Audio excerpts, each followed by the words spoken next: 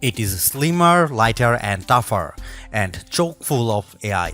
Samsung really wants to make more people want a foldable phone, but is the Galaxy Z Fold 6 worth $1,900? The Fold 6 does make a statement with its more refined design, and Samsung has made this device more durable to try to get more people on the foldable bandwagon. You also get a wider front display, brighter main 7.6-inch screen and Snapdragon 8 Gen 3 power. But Samsung needs to justify a $100 price hike over previous models. Is this the best foldable phone yet? I have been testing this foldable flagship, so let's get into the pros and cons in my Galaxy Z Fold 6 review. It might not seem like a big deal, but the Galaxy Z Fold 6's weight is now just like a regular flagship.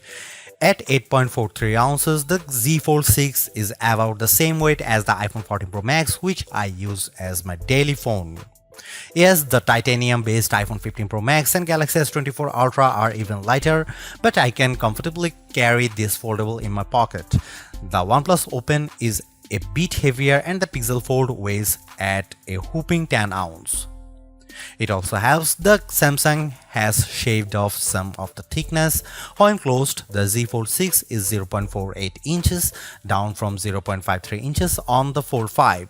The flat edge design is a bit too sharp in the corners as it can dig into your hand, but overall the Fold 6 design is refined and improved. The Galaxy Z Fold 6 has a slightly bigger 6.3-inch cover display, making it a bit easier to use when typing with two hands and less claustrophobic. Even though the OnePlus Open and Pixel Fold external displays are wider, I like the more compact, pocket-friendly design on the Samsung. Another plus is that the Z Fold 6's main 7.6-inch display has less of a crease than the Z Fold 5 thanks to enhanced layers, and it can get super bright with a rated peak brightness of 2600 peak. We saw only 2300 nits in our lab testing, but that still blows away the Z Fold 5's 1500 nits under the same conditions. Whether you are working on spreadsheets, toggling between tabs in Chrome, or watching a movie on Netflix, you will enjoy a vibrant and a colorful picture. In our testing, we saw the Z Fold 6 hit 96.9% of the DCI P3 color space compared to 90% for the Pixel Fold, and the OnePlus Open reached an even higher 120%. There is a ton of Samsung Galaxy AI features packed into the Galaxy Z Fold 6 along with Google Gemini. Here is just some of the coolest things you can do. The biggest head turner is sketch to image. In the Samsung Notes app, you can sketch anything and generative AI will turn it into a watercolor, illustration, sketch, pop art or 3D cartoon. It takes a few seconds, but the results are pretty freaking impressive. The illustration of a dog turned into a professional-looking watercolor in less than 30 seconds. In addition, you can also use Galaxy AI to transform photos with Portrait Studio, turning yourself into everything from a comic to a 3D cartoon. It's like the Pixar or Incredibles version of you, though some of the renderings are less than flattering. On the productivity side, Note Assist comes in handy because it can transcribe and summarize meeting notes for you. I used this feature on a call with my colleague Mike Prospero, and it gave a comprehensive but easy to understand summary, though it took a while to transcribe the 40-minute meeting. Google Meet can transcribe as you go in real time. Google Gemini can be always at the ready with a simple swipe up from the corner, ready to do everything from answering questions and coming up with ideas for your next vacation. It can help with homework too. I took a photo of an algebra problem and Gemini came back with step-by-step directions, and Gemini can help answer questions about what you were watching, such as on YouTube. It even answered follow-up questions about Captain America Brave New World without me having to give any context.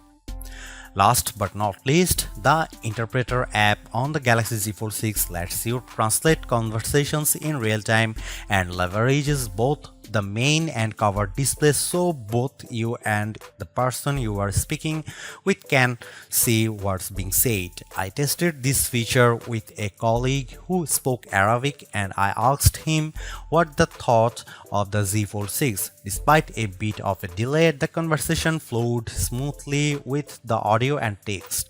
This could be a game changer for travel, especially because the interpreter app can work offline. As you'd expect from a flagship with a Snapdragon 8 Gen 3 chip and 12GB of RAM, the Galaxy Z Fold 6 has plenty of oomph for running apps side by side as well as intense gaming, and you should be able to get better sustained performance because of the phone's larger vapor chamber. On the Geekbench 6, which measures overall performance, the Galaxy Z Fold 6 cleared 6900 on multi-core and 2170 on single-core. That's more than double the Tensor G2 powered Pixel Fold and well ahead of the OnePlus Open. Though we expect faster sequels to these foldables with newer silicon. On our Adobe Premiere Rush test for transcoding 4K video to 1080p, the Galaxy Z Fold 6 needed about 40 seconds compared to a minute or longer for the competition. The Galaxy Z Fold 6 3D Mark graphics results are also better than the OnePlus on the Solar Bay Ray tracing test with a frame rate of 29 fps versus 20 fps. I enjoyed smooth gameplay on the frenetic Diablo Immortal. Even with a ton of enemies on screen, the action stayed steady as I unleashed my blades and special attacks on bosses, owls and spiders. One of the key reasons why people don't buy foldable phones other than the price is that there is a perception that they are just too brittle. To answer the call, Samsung has done a couple of things to put your mind at ease. First, the Z Fold 6's glass layer are now more durable than before, making them less susceptible to damage from your finger pokes and especially as pen use. Second, the dual rail hinge is supported by a strengthened folding edge. This should better distribute shock, though I am not about to drop test my loaner unit. However, the Z Fold 6 is still less durable than a traditional flagship. It has an IP48 rating against 5 feet of fresh water for up to 30 minutes. This rating means the Z Fold 6 can keep out particles larger than 1mm, but it does not mean you get full dust resistance.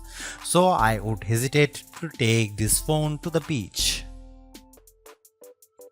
The camera hardware is largely unchanged on the Galaxy Z Fold 6, with the exception of a new sensor for the 12MP ultra-wide camera that's designed to let in more light. Otherwise, you get the same 50MP main camera and 10MP telephoto with 3x optical zoom and 30x digital zoom that graced the Z Fold 5. Up front, you get the same 10MP selfie camera and 4MP under-display camera for when you are using the main screen.